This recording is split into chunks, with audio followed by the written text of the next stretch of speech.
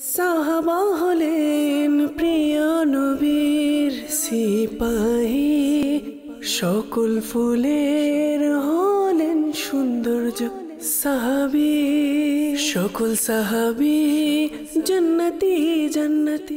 আলহামদুলিল্লাহি রাব্বিল আলামিন, আসসালাতু ওয়াসসালামু আলা সাইয়্যিদিল মুরসালিন, আম্মা বা'দু, ফাউযু বিল্লাহি মিনাশ শাইতানির রাজীম, বিসমিল্লাহির রহমানির রহিম। আসসালাতু ওয়াসসালামু আলাইকা ইয়া রাসূলুল্লাহ ওয়া আলা আলিকা ওয়া আসহাবিকা ইয়া হাবিবাল্লাহ। আসসালাতু ওয়াসসালামু আলাইকা ইয়া নবিয়াল্লাহ ওয়া আলা আলিকা ওয়া আসহাবিকা ইয়া নূরাল্লাহ। মাদানী চ্যানেলের দর্শক শ্রোতা, আলহামদুলিল্লাহ আরও একবার উপস্থিত হয়েছি মুহররম মাসের বিশেষ এই আয়োজন, বিশেষ এই অনুষ্ঠান নিয়ে। সম্মানিত সাহাবা ও আহলে বাইত, যে যেখান থেকে আজকের অনুষ্ঠান দেখছেন, সকল দর্শককে জানাই আন্তরিক মোবারকবাদ। আজকের অনুষ্ঠান ইনশাআল্লাহ তাআলা গতকালকের যে প্রশ্ন আপনাদেরকে দিয়েছিলাম তার উত্তর জানাবো।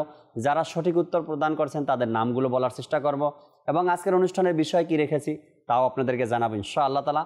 অনুষ্ঠানের শুরুতে ভালো ভালো নিয়ত সহকারে আসুন কোরআনে পাকের তেলাওয়াত শ্রবণ করি। এরপরে আজকের ইনশাআল্লাহ তাআলা প্রশ্নের উত্তর জানাবো, আজকের প্রশ্ন কি তাও জানাবো, বিষয় কি রেখেছি তাও জানাবো। সাল্লু আলাল হাবিব সাল্লাল্লাহু তাআলা আলা মুহাম্মদ সাল্লাল্লাহু তাআলা আলাইহি ওয়াসাল্লাম। নবী করিম সাল্লাল্লাহু তাআলা আলাইহি ওয়া আলিহি ওয়াসাল্লাম ইরশাদ করেন, নিয়াতুল মুমিনি খায়রুম মিন আমালিহি, মুমিনের নিয়ত তার আমলের চেয়ে উত্তম। মাদানী চ্যানেলের দর্শকবৃন্দ, আসুন কোরআনে পাকের তিলাওয়াত শ্রবণ করার পূর্বে আমরা ভালো ভালো নিয়ত করে নিয়ে প্রথমে আমি নিয়ত করছি আল্লাহ তাআলার সন্তুষ্টি এবং সওয়াব অর্জনের জন্য তিলাওয়াত করব। আপনারাও ভালো ভালো নিয়ত সহকারে মনোযোগের সাথে তিলাওয়াত শ্রবণ করার চেষ্টা করব। أعوذ بالله من الشيطان الرجيم. بسم الله الرحمن الرحيم.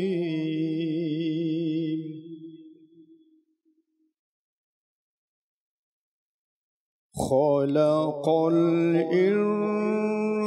الإنسان من صلصال كالفخار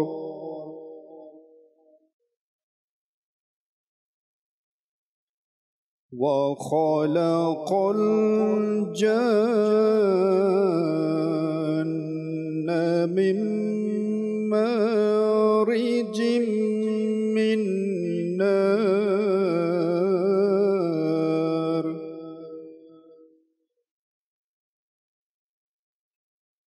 فبأي آلاء ربكما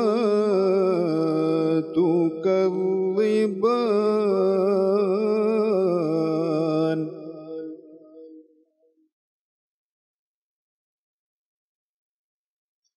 رب المشرقين ورب المغربين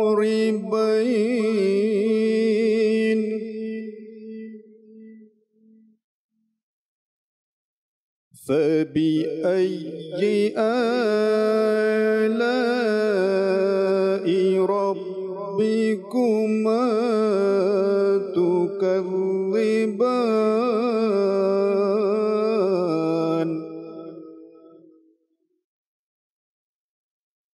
مرج البحرين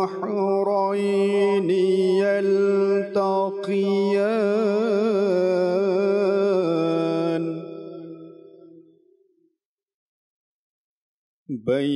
بينهما برزخ لا يبغيان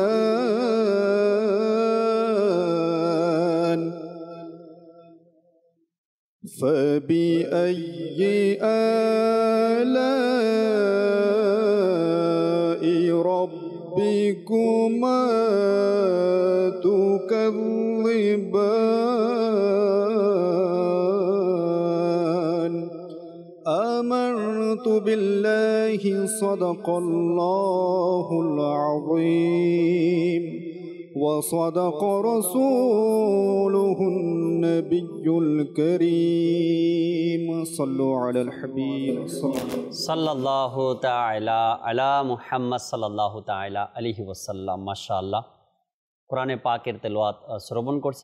আজকের বিষয়টাও খুবই চমৎকার এবং মুহররম মাস, এ কারণেই এই বিষয়গুলো আমরা নিয়েছি, চয়েস করেছি আলোচনা করার জন্য, যাতে করে আমাদের অন্তরে আমরা যারা সাধারণ মানুষ আছি আমরা যেন কিছু জ্ঞান অর্জন করতে পারি এবং আমাদের অন্তরেও যেন আহলে বাইতের ভালোবাসা, নবীর বংশের ভালোবাসা, নবীর পরিবারের প্রতি ভালোবাসা যেন আরও বেড়ে ওঠে ইনশাআল্লাহ তাআলা। আজকের বিষয় আহলে বাইতের প্রতি উম্মতের ভালোবাসা, অর্থাৎ আমরা যে আছি উম্মতি, নবী পাক সাল্লাল্লাহু আলাইহি সাল্লামের উম্মত যে রয়েছে আমরা, আমাদের কেমন ভালোবাসা হওয়া দরকার আহলে বাইতের প্রতি, এই বিষয় নিয়ে আজকের অনুষ্ঠানে আমরা আলোচনা করব। মুবাল্লিগে দাওয়াত ইসলামী রফিক কাদেরি আত্তারি ভাই আমাদের সাথে রয়েছেন, মুস্কি হাসি আল্লাহ আলদারি, ইনশাআল্লাহ তাআলা কিছু মাদানী ফুল শুনবো। আর জহিরুল ইসলাম মুজাদ্দিদি ভাইও রয়েছেন আমাদের সাথে আলোচনা করার জন্য, জুনায়েদ মাদানী ভাইও আছেন। ইনশাআল্লাহ তাআলা সবাইকেই কিছু কিছু সময় আমরা দিব আর আলোচনাও শুনবো। শুরুতে একটু কালাম শ্রবণকারী ফয়জুর রহমান ভাই থেকে, এরপরে আলোচনায় ফিরবেন ইনশাআল্লাহ তাআলা। সাল্লু আলাল হাবিব সাল্লাল্লাহু তাআলা আলা মুহাম্মদ সাল্লাল্লাহু আলাইহি ওয়াসাল্লাম। صلی علی رسولنا صلی علی محمد صلی علی شفیعنا صلی علی মুহাম্মাদিন। মনে রয়েছে আমার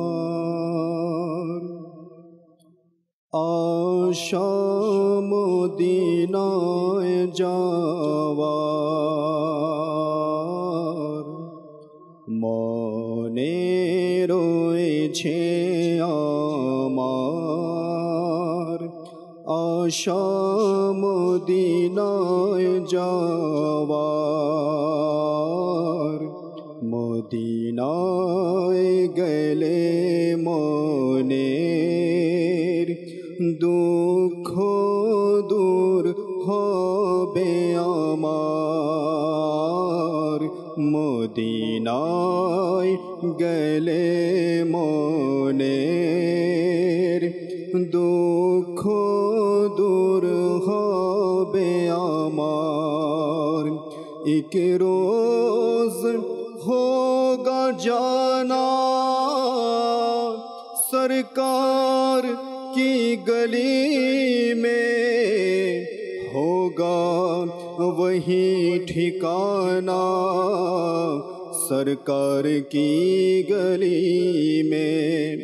गो पास कुछ नहीं है लेकिन ये देख लेगा एक दिन मुझे ज़माना सरकार की गली में। মনে রয়েছে আমার আশা মদিনায় যাওয়ার।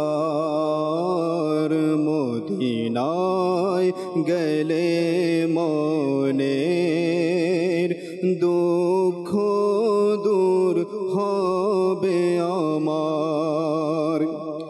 অপরূপ রোজা যখন দেখবে এ নয়ন যুগল,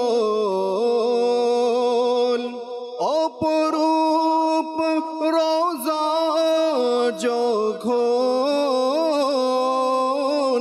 দেখবে এ নয়ন যুগল, দূরীভূত হবে হৃদয় থেকে গুনাহের আধার। দূরীভূত হবে হৃদয় থেকে গুনাহের আধার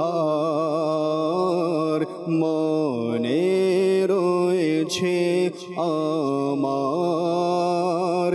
আশা মদিনায় যাওয়ার তোমার আশিক নবী রয়েছে অপেক্ষমান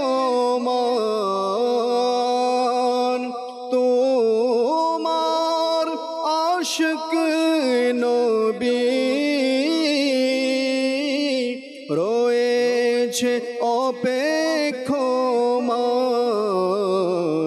মদিনায় ডেকে তুমি করো পূরণ আশা আমার মদিনায় ডেকে তুমি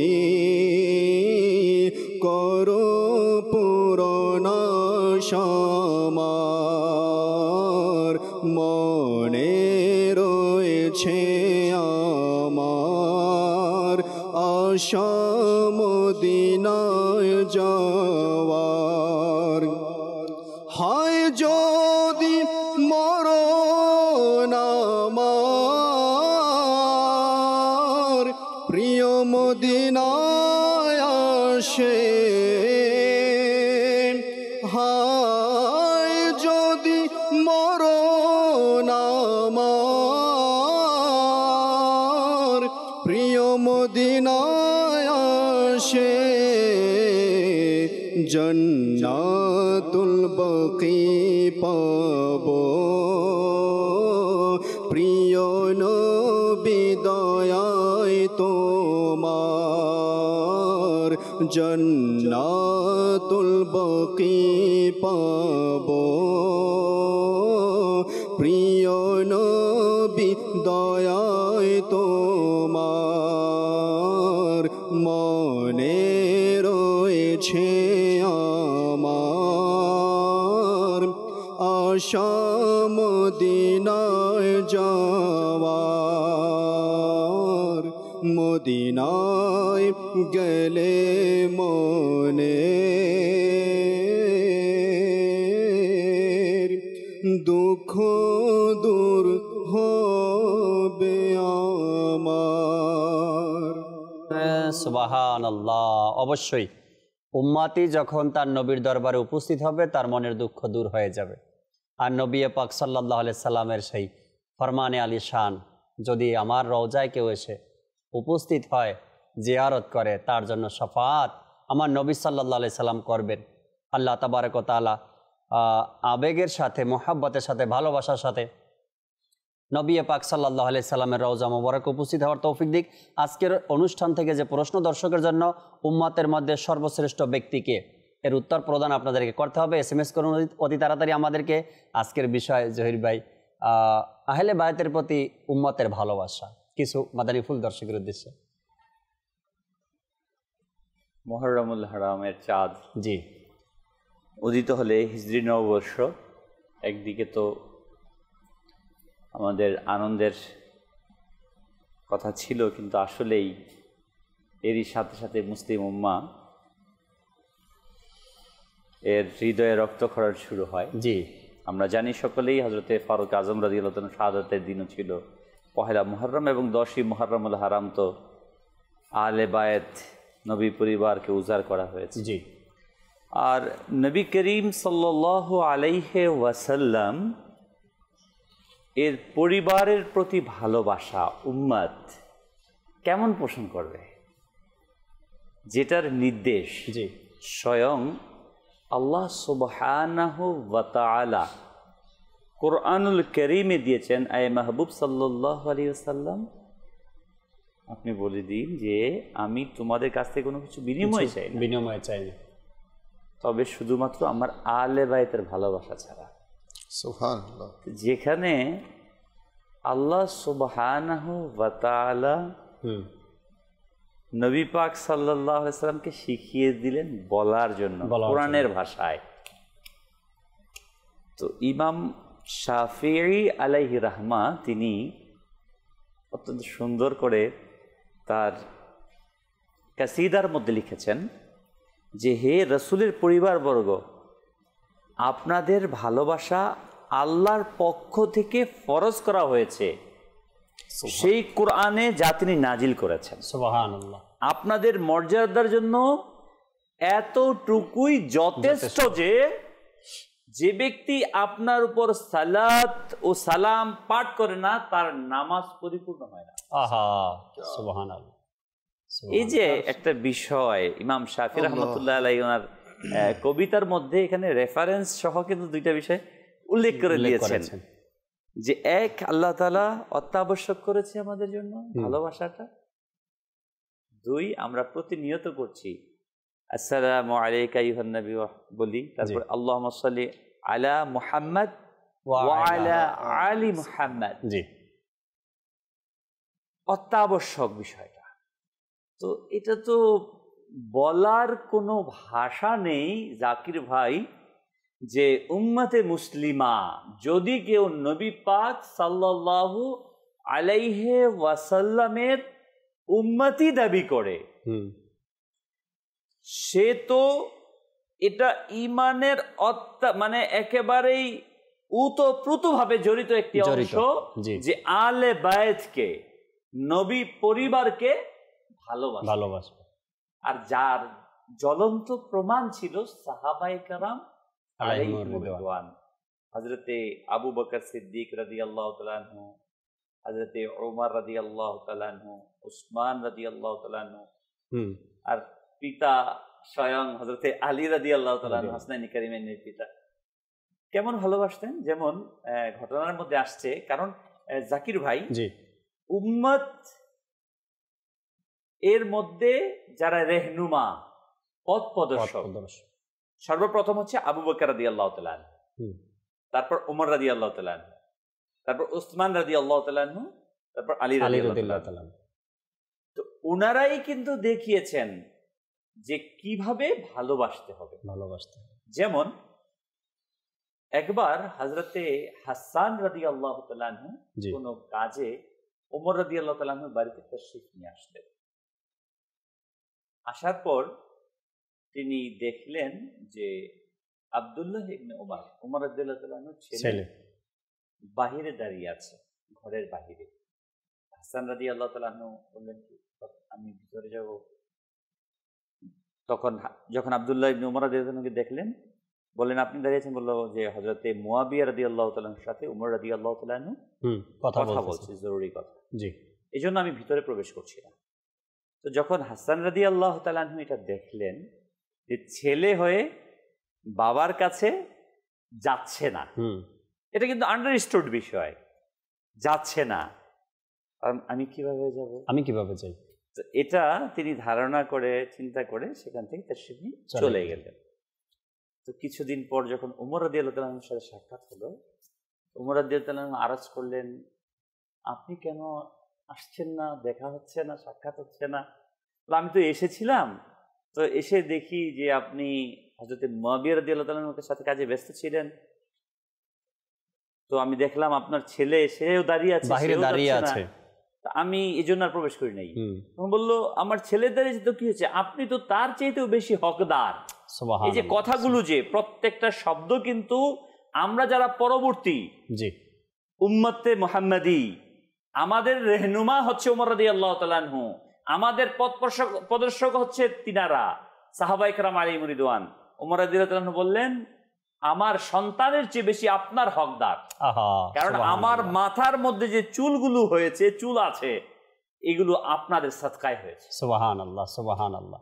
এই যে একটা বিষয়, মানে কেমন ভালোবাসার নিদর্শন, সর্বোচ্চ অবস্থানে না পৌঁছলে এই কথা বলা সম্ভব না। আর যারা সঠিকভাবে চিন্তা করতে পারে, যারা ভাবতে পারে যে পৃথিবীতে আমার আশা এবং আমি পৃথিবীতে আসার পরে যত নাজ নিয়ামত আমি পেয়েছি, যা কিছু আমার জন্য আল্লাহ তাআলার নিয়ামত রয়েছে, এ সকল কিছুই যেন নবী পাক সাল্লাল্লাহু আলাইহি সাল্লামের সাদাকা।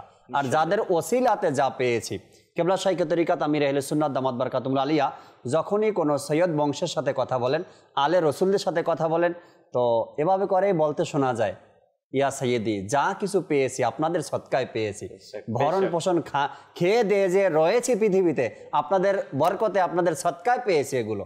তো আসলেই যা কিছু আছে নিয়ামত রাজি আল্লাহ তাআলার পক্ষ থেকে পেয়েছি, হুজুর সাল্লাল্লাহু তাআলা আলাইহি ওয়াসাল্লামের সদকা এবং তার আহলে বাইতের। রফিক ভাই আমাদের সাথে আছেন, কিছু মাদানী ফুল শুনি, এরপরে প্রথম সেগমেন্ট অনুষ্ঠানের তাও দেখবো আমরা। আজকে যে বিষয় আপনি নিয়েছেন মাশাআল্লাহ, মুহররমুল হারাম মাস, আর এই মুহররমুল হারাম মাসের সাথে আহলে বাইতের সম্পর্ক ওতপ্রোতভাবে জড়িত। কেননা আহলে বাইত রিদওয়ান যে রয়েছেন যারা, তাদের প্রতি ভালোবাসা এর কোনো বিকল্প নেই। একটা আছে না যে একটা সাবস্টিটিউট, যে এটা হলো না, ঠিক আছে এটা দিয়ে কাজ চালিয়ে নিলাম, এটা হলো না, ওটা দিয়ে কাজ চালিয়ে নিলাম। কিন্তু মানে আহলে বাইতের যে ভালোবাসা আছে, there is no any other alternative platform, কোনো বিকল্প কোনো প্ল্যাটফর্ম নেই যে হ্যাঁ এদেরকে ভালো না, এনাদেরকে ভালো না বাসলে ওনাদেরকে ভালোবাসলেও চলে যাবে। তো আসলে যেটা বলা হচ্ছে যে আহলে বাইতে আতহার যে রয়েছে, পবিত্র নবী বংশ যারা রয়েছেন, যারা তাদের প্রতি ভালোবাসা আমি মনে করি যেটা ইমানের দাবি। কেননা আল্লাহর নবী সাল্লাল্লাহু আলাইহি ওয়াসাল্লাম হচ্ছেন ইমানের জান, আসল যাকে বলা হয়, মূল। তো সেখানে আহলে বাইতে আতহার হচ্ছেন নবী বংশ যারা। আপনার আমার সন্তানকে যদি কেউ ভালোবাসে, কোলে তুলে নেয়, আমরা কতটা খুশি হই। আর কেউ যদি আমার সন্তানকে, আমার বাচ্চাকে উপেক্ষা করে, অ্যাভয়েড করে, তাকে স্নেহ মমতা যে রয়েছে, এটা তো প্রত্যেকটা শিশুর অধিকার। তো যেখানে আহলে বাইতে আতহারের কথা আসছে, এখানে তো বরং এটা যেটা বললেন জহির ভাই, যে এটা ফরজ হয়ে গেছে যে তাদের প্রতি ভালোবাসা।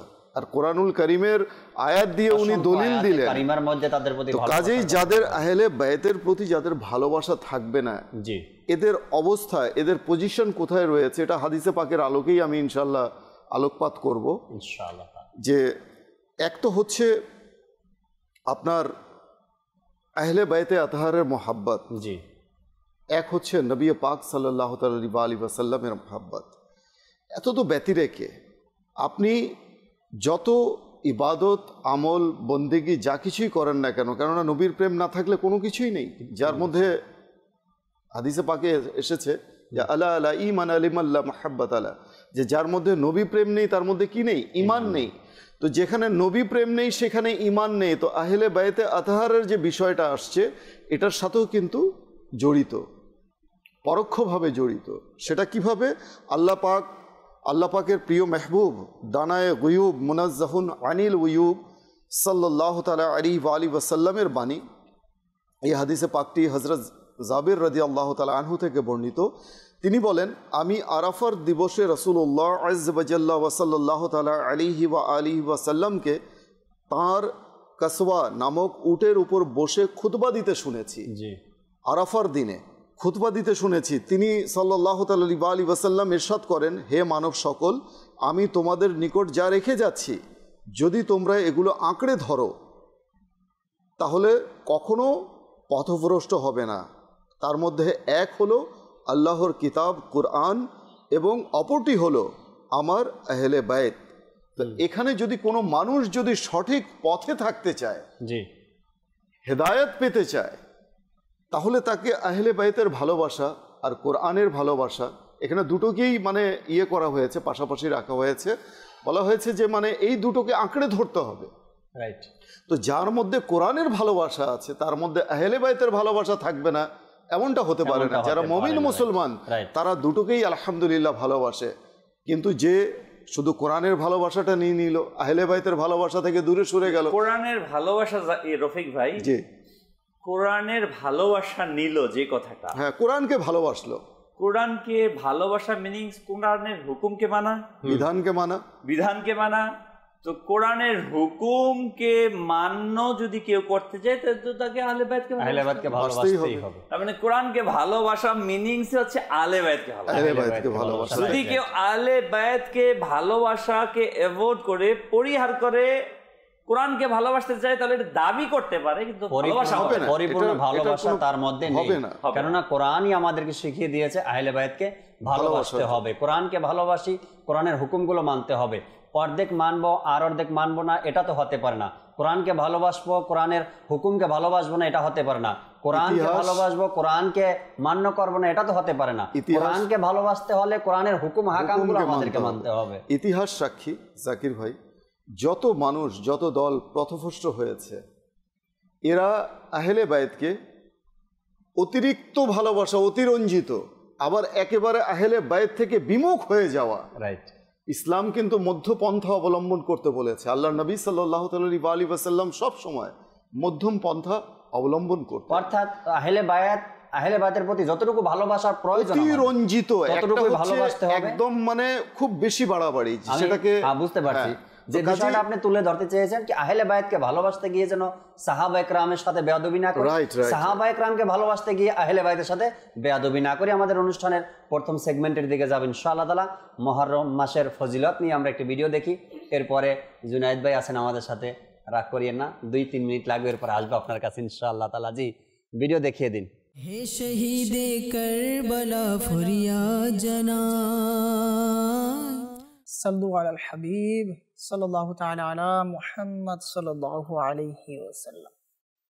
মাদানী চ্যানেলের দর্শকবৃন্দ, আমরা তো কতভাবেই দান সদকা করে থাকি। যদি সেই দান সদকাটা আমরা কোনো গুরুত্বপূর্ণ দিনে, কোনো গুরুত্বপূর্ণ মনীষীদেরকে উদ্দেশ্য করে দান করি, তাহলে যে এর কত ফজিলত রয়েছে আসুন জানার চেষ্টা করি। একদা রায় নামক রাজ্যে একজন কাজী সাহেবের নিকট এক ক্ষুধার্ত ভিক্ষুক গিয়ে আহ্বান করলেন যে আমাকে আপনি 2 কেজি রুটি, 5 কেজি গোশত এবং 10টি দিরহামের ব্যবস্থা করে দিন। আল্লাহ তাআলা আপনার মর্যাদা বৃদ্ধি করুক। তখন ওই কাজী সাহেব শুনলেন আর ওই ভিক্ষুককে বললেন যে ঠিক আছে, আপনি জোহরের সময় আসুন। ঠিক তখন ওই ভিক্ষুক চলে গেলেন আর জোহরের পরে উনি আসলেন। তো আসার পরে কাজী সাহেব বললেন আপনি একটু কষ্ট করে আসরের পরে আসুন। তো সময় মতো ওই ভিক্ষুক আসরের পরেও আসলো। আসার পরে ওই কাজী সাহেব ভিক্ষুককে কিছু না দিয়েই খালি হাতে ফিরিয়ে দিলেন। তখন ওই ভিক্ষুক দুঃখ ভরা মন নিয়ে চলে গেলেন এবং ওই ভিক্ষুক একজন অমুসলিমের কাছে গেল, গিয়ে বললেন যে আজকের এই পবিত্র দিনের ওসিলায় আমাকে কিছু সাহায্য করুন। তখন ওই অমুসলিম প্রশ্ন করলেন যে আজকে কিসের দিন? তিনি বললেন আজকে আশুরার দিন, এবং ওই ভিক্ষুক এই আশুরার দিনের কিছু ফজিলত ওনার সামনে উপস্থাপন করলেন। তখন ওই অমুসলিম ব্যক্তি আশুরার দিনের ফজিলত শ্রবণ করে বলতে লাগলেন যে এই দিন তো অনেক মহত্বপূর্ণ দিন, আপনি ইরশাদ করুন, আপনি বলুন আপনার কি লাগবে। তখন ওই ভিক্ষুক পূর্বে নেই যা কাজী সাহেবের নিকট চেয়েছিল ঠিক তাই ওই অমুসলিমের নিকট বর্ণনা করতে লাগলেন। তখন ওই অমুসলিম ওই ভিক্ষুককে 10 বস্তা আটা এবং 100 কেজি গোশত এবং 20 দিরহাম দান করলেন। আর ওই ভিক্ষুক তখন তার আনন্দচিত্ত মন নিয়ে বাসায় চলে গেলেন।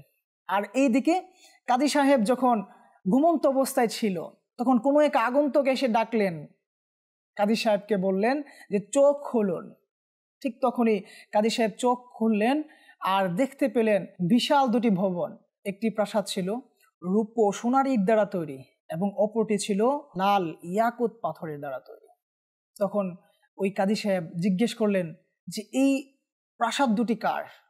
তখন উত্তরে তিনি বললেন যদি তুমি ওই ভিক্ষুককে সাহায্য করতে তবে এই 2টি প্রাসাদ তোমার হয়ে যেত। তখন উনি উত্তরে বলল তো এখন কার?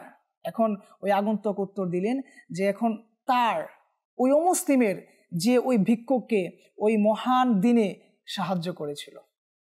পরের দিন ওই কাজী সাহেব ঘুম থেকে উঠলেন আর তাড়াহুড়া করে ওই অমুসলিমের নিকট চলে গেলেন।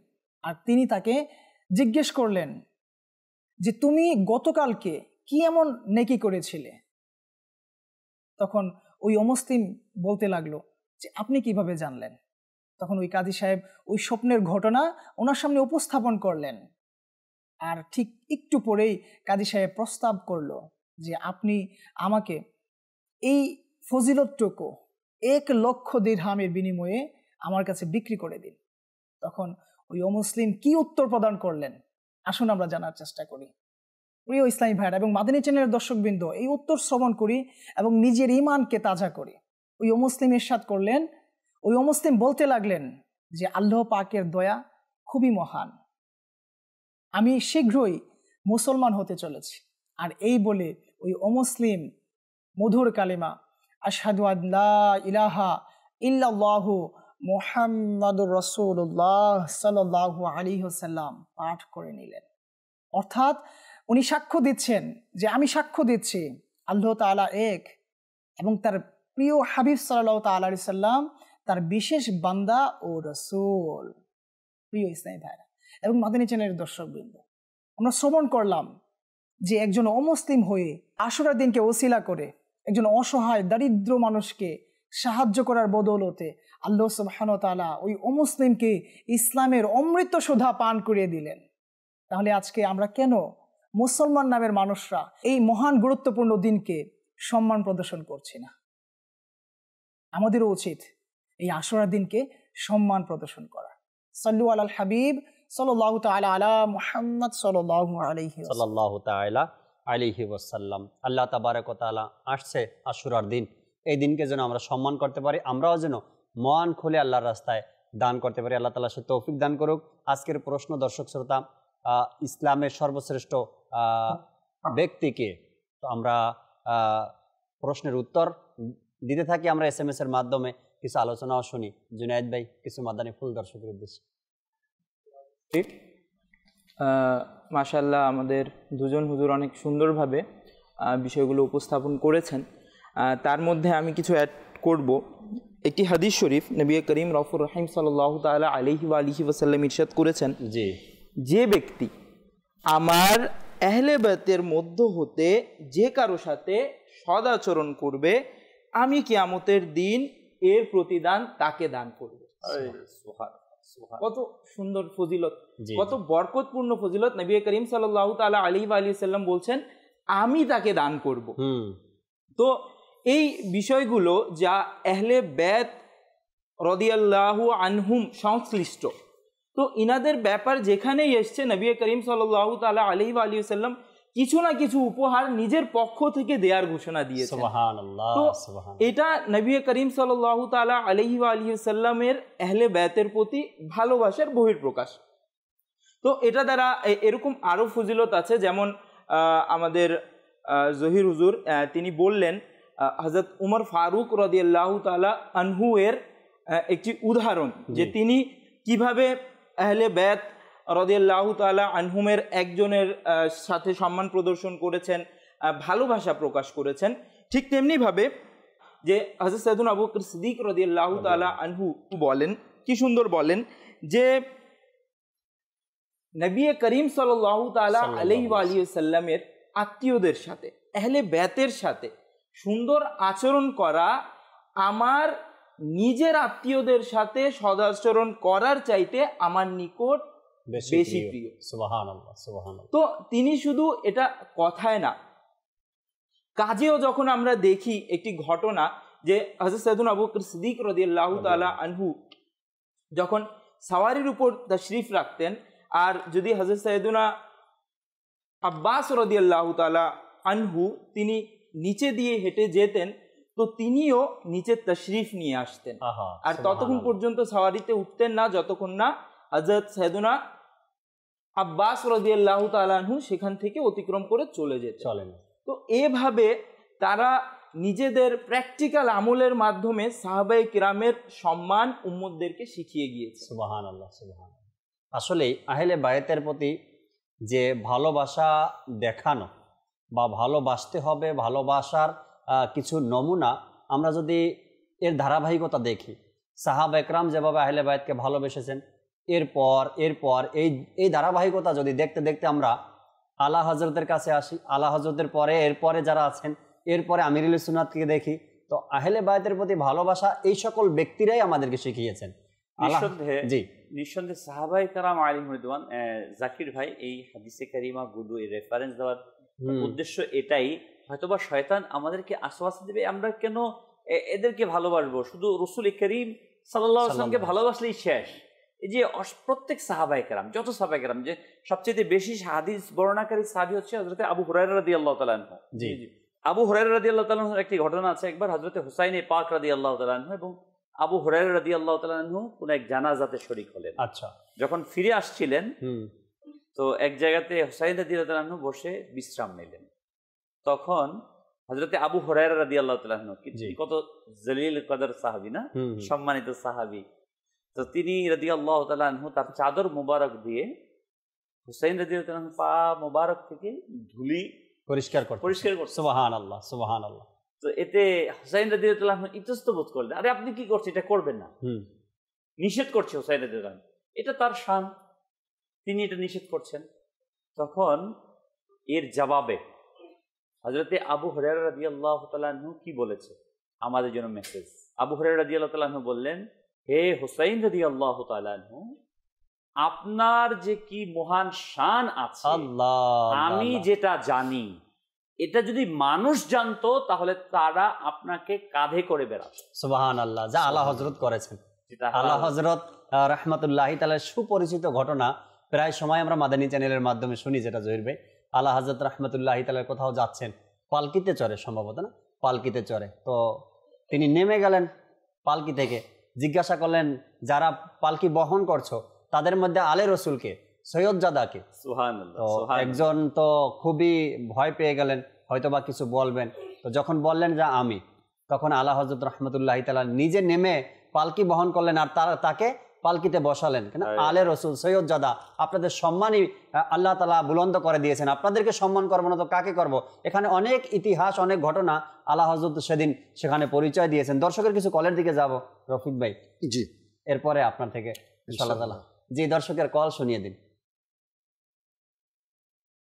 আমার নাম মোহাম্মদ ফয়সাল হোসেন। মাদানী চ্যানেল বাংলা প্রতিটা অনুষ্ঠান দেখি এবং দেখার চেষ্টা করে, কারণ এর মাধ্যমে আমি অনেক কিছু জানতে ও শিখতে পারছি, যা আগে হয়তো জানাও হয় না, শেখাও হয় না। কারণ আমি একজন বাংলা শিক্ষিত, হয়তো এগুলোর উপর তেমন ইন্টারেস্ট ছিল না বা জানার চেষ্টাও করিনি। আজকে মাদানী চ্যানেল বাংলার মাধ্যমে এই সম্বন্ধে আজকে আমি জানতে পারছি। আল্লাহ তাআলার কাছে লাখ লাখ শুকরিয়া।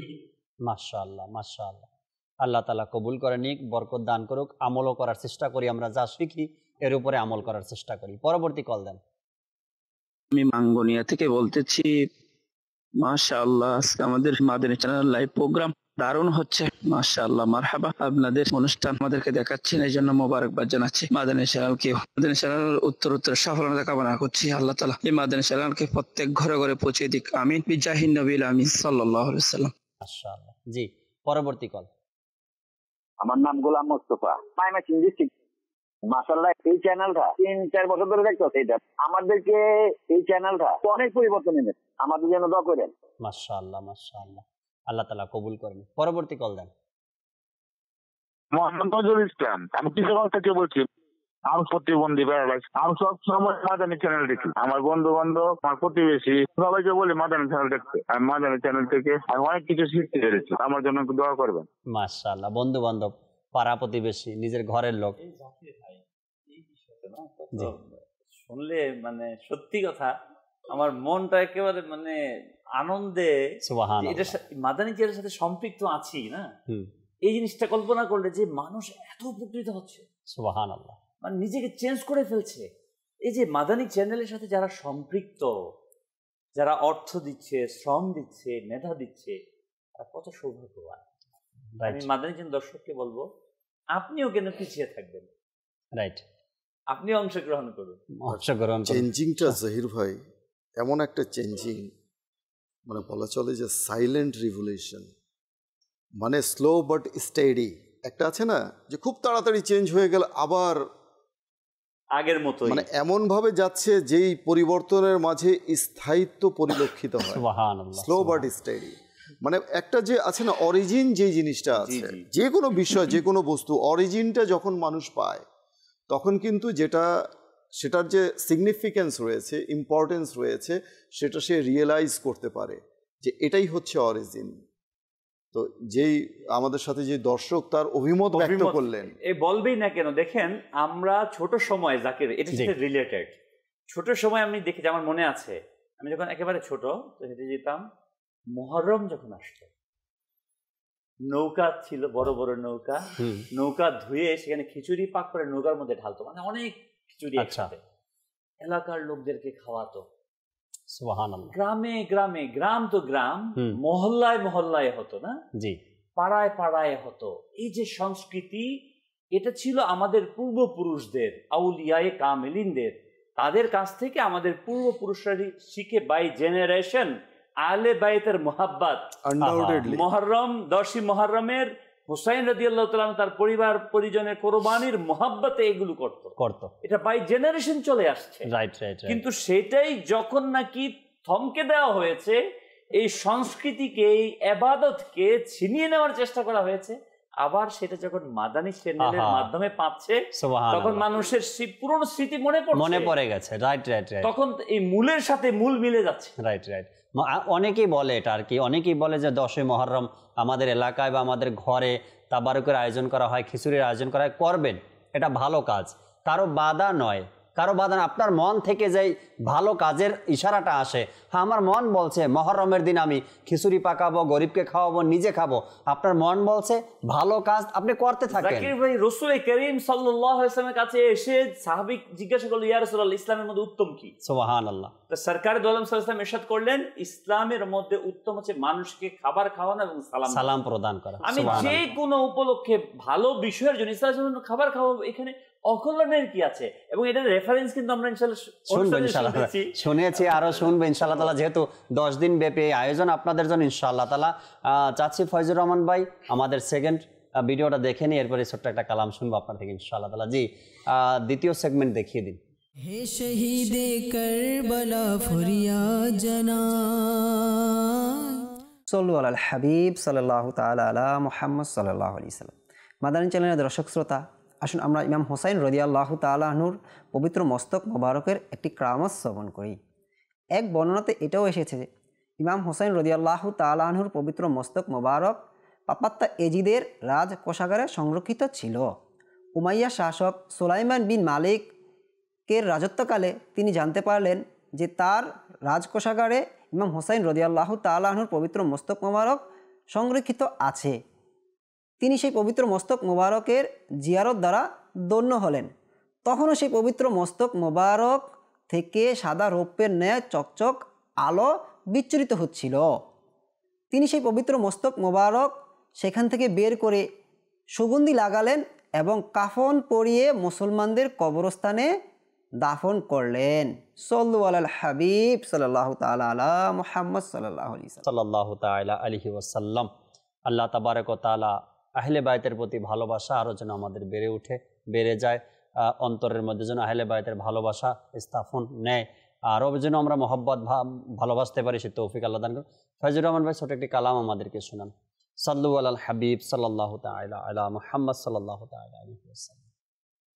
सबसे औला आला हमारा नबी, सबसे बाला वाला हमारा नबी, अपने मौला का प्यारा हमारा नबी, अपने मौला का प्यारा हमारा नबी, दोनों आलम का दूल्हा हमारा नबी, दोनों आलम का दूल्हा हमारा नबी, सबसे औला आला हमारा नबी, सबसे बाला वाला हमारा नबी, بز میں آخر کا شمع فیروزہ ہوا، نور اول کا جلوہ ہمارا نبی، خلق سے اولیاء، اولیاء سے رسول، خلق سے اولیاء، اولیاء سے رسول، اور رسولوں سے اعلیٰ ہمارا نبی، اور رسولوں سے اعلیٰ ہمارا نبی، سب سے اعلیٰ اعلیٰ ہمارا نبی، سب سے بالا والا ہمارا نبی، ملک کونین میں انبیاء تاجدار، تاجداروں کا آقا ہمارا نبی، غم زدوں کو رضا مژدہ دیجئے کہ ہے، غم زدوں کو رضا مژدہ دیجئے کہ ہے، بے کسوں کا سہارا ہمارا نبی، بے کسوں کا سہارا ہمارا نبی، سب سے اعلیٰ اعلیٰ ہمارا نبی، سب سے بالا والا ہمارا نبی۔ রফিক ভাইয়ের কাছে আসবো, আরো কিছু মাদানী ফুল আমরা শুনি, হয়তোবা সময়ও আমাদের কমে আসছে। জি রফিক ভাই, এর আলোচনা যত করা হবে মানে সময় যে আছে মানে রাত ফুরিয়ে যাবে, আলোচনা শেষ হবে না। কেননা আহলে বাইতের অসংখ্য অগণিত ফজিলত মাহাত্ম্য সম্পর্কে হাদিসে পাকে বর্ণনা রয়েছে। তো এই যে আহলে বাইতের যে ভালোবাসা, এখন আমার ভাগ্যে যদি ভালোবাসা না জোটে, আমি যেটা বলবো আর কি স্ট্রেইট আমি বলছি, তাহলে এটা আমার ভাগ্যের দোষ। আর হাদিসে মুবারাকে কি বলা হয়েছে? হাদিসে মুবারাকায় এসেছে যে ফাদাইলুস সাহাবা, ইমাম আহমদ ইবনে হাম্বাল কিতাবের মধ্যে এসেছে যে হযরত সৈয়দনা আবু সাঈদ খুদরি রাদিয়াল্লাহু তাআলা আনহু হতে বর্ণিত, রসুল পাক সাহিবে লাউলাক সাল্লাল্লাহু তাআলা আলাইহি ওয়া আলিহি ওয়াসাল্লাম ইরশাদ করেন, যারা আহলে বাইতের সাথে বিদ্বেষ রাখে তারা মুনাফিক। অর্থাৎ এখানে কপটতা, যেটা ভ্রষ্টাচার, ভণ্ডামি, মানুষের একটা যে লেভেল থাকে, মানুষ যখনই দেখবেন ডাবল ডিলিং করে, আপনি কোনো একজন মানুষের সাথে কথা বলছেন, যদি দেখবেন যে আহলে বাইতের প্রশংসা শুনে যদি তার মুখ কালো হয়ে যায়, তাহলে বুঝতে হবে যে তার মধ্যে আহলে বাইতের ভালোবাসা নেই, তার মধ্যে বিদ্বেষ রয়েছে। তো এই যে হাদিসে মুবারাকা আছে, এরপরে আরো একটা খুবই শানদার এক হাদিসে মুবারাকা রয়েছে, যে এই হাদিসে মুবারাকা এসেছে মুজামুল আওসাদ কিতাবের মধ্যে এসেছে, যে আবু সাঈদ খুদরি রাদিয়াল্লাহু তাআলা আনহু থেকে বর্ণিত, তিনি বলেন, আমি রসুল করিম রউফুর রহিম সাল্লাল্লাহু তাআলা আলাইহি ওয়া আলিহি ওয়াসাল্লামকে ইরশাদ করতে শুনেছি, তোমাদের মধ্যে আমার আহলে বাইতের দৃষ্টান্ত হচ্ছে হযরত নূহ আলাইহিস সালাতু ওয়াস সালামের কিস্তির ন্যায়। কিস্তি মানে নৌকা, তরি। তো তিনি ইরশাদ করছেন যে এর মাঝে যে আরোহণ করলো সে মুক্তি পেল। সুবহানাল্লাহ। আর যে এর থেকে অর্থাৎ আমার আহলে বাইত থেকে যে মুখ ফিরিয়ে নিল, বিমুখ হয়ে গেল, সে ধ্বংস হলো। রাইট।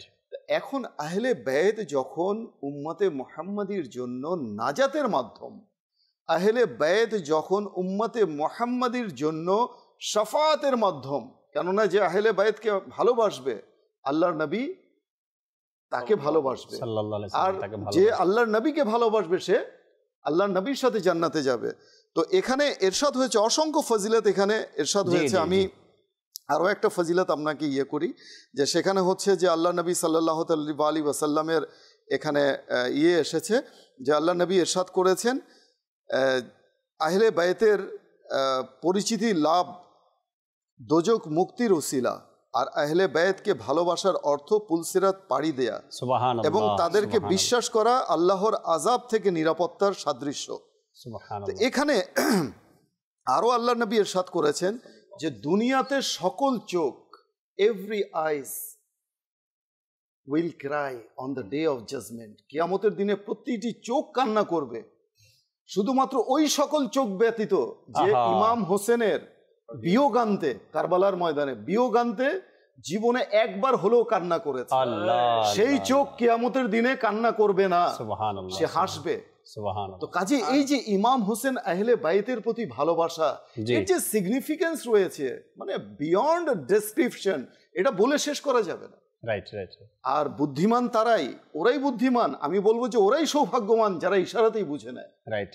অন্যথায় আমরা যদি সারা রাত বয়ান করি তাতে কি আসে যায়, যদি বোঝার চেষ্টা না করে। আপনি দেখবেন যে বৃষ্টি যখন বর্ষণ হয়, পাথরের মধ্যেও বর্ষণ হয়, নরম মাটিতেও বর্ষণ হয়, কিন্তু বীজ অঙ্কুরিত হয় কোথায়? মাটিতে, নরম মাটি, পাথরে কিন্তু না। তো যদি আমার অন্তর পাথর থাকে, আমার আহলে বাইতের ভালোবাসা যদি আমার বুঝে না আসে, মানে বিয়ন্ড মাই কনসেপ্ট, বিয়ন্ড মাই ইন্টেলিজিবল, আমার যদি বোধগম্য না হয়, তাহলে আমি নিজেকে নিজে ধিক্কার দিই। রাইট। আমি কেন এমন হলাম, আমাকে হেদায়েত দাও, আমি কেন বুঝতে পারতেছি না, আমাকে সোজা পথে আমাকে চালাও, আহলে বাইতের ভালোবাসা আমার অন্তরে প্রবিদ্ধ করে দাও। এজন্যই আল্লাহ তাআলার দরবারে দোয়া করতে হবে। সাপ্লিকেশন is the weapon of believers. দোয়া হচ্ছে মুমিনের হাতিয়ার, আর দোয়ার মাধ্যমে অন্যত্র ইরশাদ হয়েছে দোয়ার মাধ্যমে ভাগ্য পরিবর্তন হয়ে যায়। আল্লাহ তাআলা করতে হবে। আহলে বাইতকে আমি যদি ভালোবাসতে না পারি, এখানে আহলে বাইতের সমস্যা নেই, না ভালোবাসার সমস্যা, আমার সমস্যা। আর আমি যদি নাজাত পেতে চাই কিয়ামতের দিনে, কেননা এভরিবডি উইল বি ফেসড, ওই দিন মুখোমুখি হতে হবে আল্লাহর নবীর সামনে। রাইট, মুখোমুখি। তখন কি জবাব দেব? দুনিয়াতে তুমি যদি আহলে বাইতের অপমান করে, আহলে বাইতের তিরস্কার করে, আহলে বাইতের প্রতি বিদ্বেষ পোষণ করে যদি তুমি বেঁচেও যাও, সেই দিনের জন্য প্রস্তুত থাকতে হবে কিয়ামতের দিনে। আল্লাহ তাআলা আমাদের সবাইকে বোঝার তৌফিক দিন। আহলে বাইতের ভালোবাসার মধ্যে লাভ আছে জাকির ভাই, লোকসান নেই। দুনিয়াতেও আলহামদুলিল্লাহ সে কামিয়াব, আখিরাতেও কামিয়াব। আমরা একটি শেষ সেগমেন্ট যেটা রয়েছে কারবালার দৃশ্যাবলী, শেষ সেগমেন্টটা দেখি, এরপর ইনশাআল্লাহ তাআলা মোবাল্লিগে দাওয়াত ইসলামী যারা আছেন এদের থেকে শেষ কিছু আলোচনা শুনবো। জি, ভিডিও দেখিয়ে দিন। কারবালার ইতিহাস সম্পর্কে যতই জানবেন, অন্তরের অবস্থা ততই পরিবর্তন হতে থাকবে। এটি সত্যি আফসোসজনক একটি শহর, যেই শহর আজও নবী বংশের করুণ পরিণতির সেই ঘটনাকে স্মরণ করিয়ে দেয়। এই শহরের কিছু দৃশ্য দেখে নিন, দিনের দৃশ্য আপনারা স্ক্রিনে দেখে নিন এবং এখন রাতের দৃশ্য দেখে নিন। এখান থেকে যে দৃশ্য আপনারা দেখতে পাচ্ছেন, প্রথম রোজাটি হচ্ছে হযরত আব্বাস রাদিয়াল্লাহু তাআলা আনহুর। তিনি সেই পুরুষ যিনি হচ্ছেন হযরত ইমাম হোসাইন রাদিয়াল্লাহু তাআলা আনহুর একজন আত্মীয়, অর্থাৎ ইমাম হোসেন রাদিয়াল্লাহু তাআলা আনহুর সৎ ভাই হযরত আলী রাদিয়াল্লাহু তাআলা আনহুর শাহজাদা ছিলেন। মনে রাখবেন, বিবি ফাতিমা রাদিয়াল্লাহু তাআলা আনহার শাহজাদার মধ্যে হযরত ইমাম হোসাইন এবং হাসান রাদিয়াল্লাহু তাআলা আনহুমা ছিলেন, এবং হযরত আলী রাদিয়াল্লাহু তাআলা আনহু যখন দ্বিতীয় বিবাহ করলেন, তখন হযরত আব্বাস রাদিয়াল্লাহু তাআলা আনহু ভূমিষ্ঠ হলেন। হযরত আব্বাস রাদিয়াল্লাহু তাআলা আনহু সেই মহান ব্যক্তিত্ব যাকে আলমবরদার বলা হয়। কারবালাওয়ালাদের যখন যুদ্ধ হলো, তখন সিনান বা পতাকা হযরত আব্বাস রাদিয়াল্লাহু তাআলা আনহুর হাতে দেওয়া হয়েছিল। সেই অত্যাচারীরা তাকেও ছাড়লো না, এক এক করে সবাইকে এবং তাকেও শহীদ করে দিল। তিনি যুদ্ধের মধ্যে অনেক ইয়াজিদি বাহিনীকে জাহান্নামে পাঠিয়েছিলেন। অবশেষে সবাই একসাথে হয়ে তার উপর হামলা করে তাকে শহীদ করে দেওয়া হয়। अब्बास नामदार है, जख्मों से चूर चूर उस पे करे सफा को हमारा सलाम हो, उस पे करे वफा को हमारा सलाम हो, सुल्ताने करबला को हमारा सलाम हो। রাদিয়াল্লাহু তাআলা আনহুর মাজার শরীফের কিছু দৃশ্য বলে আপনাদেরকে দেখানোর চেষ্টা করি। আর এই ভিডিওর মাধ্যমে আমরা মাজার শরীফের কিছু দৃশ্য দিনের বেলার এবং রাতেরও কিছু দৃশ্য আপনাদেরকে দেখানোর চেষ্টা করেছি। প্রতিদিন ইনশাআল্লাহ তাআলা একটি করে ভিডিও দেখাবো আপনাদেরকে ইনশাআল্লাহ তাআলা। জুনায়েদ মাদানী ভাই, শেষ কিছু মাদানী ফুল দর্শকের উদ্দেশ্যে।